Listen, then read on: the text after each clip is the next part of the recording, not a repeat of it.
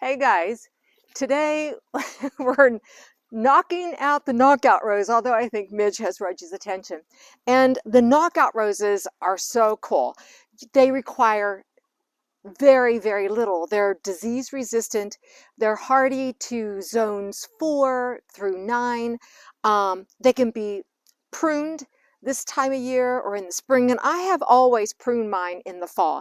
I work with a team of people at our church campus, and we have several knockout roses, and we go over there this time of year and just cut them back. We cut them back to about 18 or 20 inches from the ground. You can even go clear to 3 inches. And that's what we're doing. We're going to clean this up. I like to do it in the this time of year because spring is so busy. That's my reason. And then come spring, you'll throw a little fertilizer, your rose fertilizer or any fertilizer you have.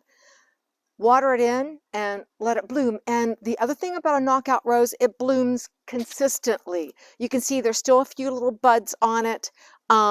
And you don't have to deadhead them. They deadhead themselves, basically. I clean it up. When it starts looking this bad, I clean it up, you know, walk through here. But you can keep them, I like to keep mine about whatever height this is, 3 to 4 feet.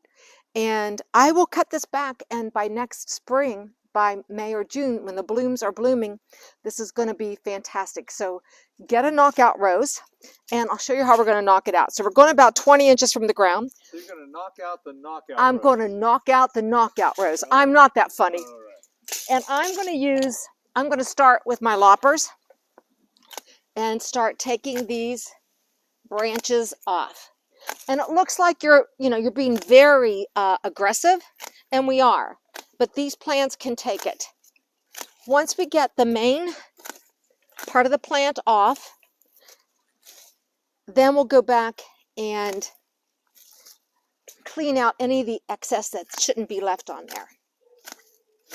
But you cannot hurt these plants. That's what I like about it. Now, you all know I have a couple climbing roses, and I'm not going to touch them till spring.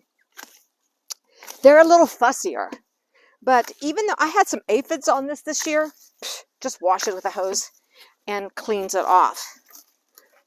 I'll leave that for there. But we're going to clean this back just like this. I should have set a timer. Reg should have set a timer to see how quickly it is to clean up the knockout roses. They like full sun, which is important. Good aeration. Okay, now, once you've got the major pieces off, and I'm using a heavier glove too because they are very prickly, I'm going to go in and clean up any scragglies. I don't want this little branch down here. I'm cutting it off. I'm going to take all of that. Anything that looks thin and wiry. Of course, come the spring, anything that might look dead, I'll cut that off. This branch, I'm going to take that off. I'm not going to do much more, though, even though it won't hurt it. And like I said, I should have timed this. Leave that alone. Look at that. Anyhow, if you don't own a knockout rose, get a knockout rose, put it in the sun. First year, you don't have to fertilize it.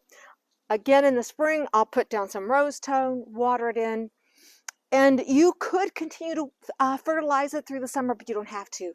But this time of year, it is set to go. It will bloom come spring. So we just knocked out the knockout rose. I know. So thanks for watching Gardening on the Westwork, tidying up for winter, and we'll see you in the next video. Please subscribe. See ya.